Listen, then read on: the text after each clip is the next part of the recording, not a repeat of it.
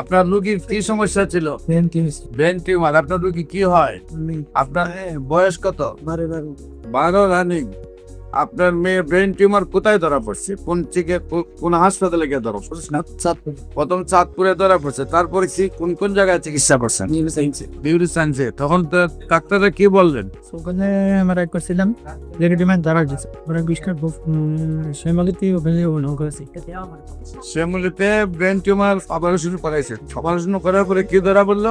পরীক্ষা করছিলাম পরে বুঝলাম পরীক্ষার পরে ক্যান্সারের জীবাণু ধরা পড়লো নাকি? এখন আবার রিপোর্ট করছেন, 6 মাস ওষুধ খেয়েছেন আমাদের ক্যান্সার।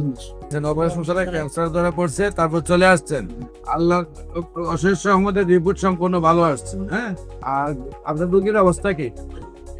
রোগীর অবস্থা আল্লাহর রহমতে ভালো। সম্মানিত দেশবাসী, বিশেষ করে আমরা কয় মাস ওষুধ খাওয়াইছে?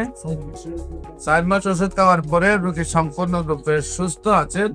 ব্রেন টিউমার রোগী ক্যান্সার হয়েছিল। আপনারা জানেন যে ব্রেইনের যে ক্যান্সার রোগীগুলা, এগুলা মূলত টিউমার হইলে টিউমারটা সম্পূর্ণরূপে খাইতে নিয়ে আসতে পারে না। 5% 10% টিউমারটা থেকে যায় এবং ওই টিউমারটা আবার আস্তে আস্তে বড় হয়ে যায়। ওনার বাবুর টিউমারটা কাটার পরে ওনার ক্যান্সার ধরা পড়ছে। আল্লাহর অশেষ রহমতে উনি দ্রুত চলে আসছেন আমাদের কাছে। এখন সম্পূর্ণ রিপোর্টে ক্যান্সার মুক্ত আসছে।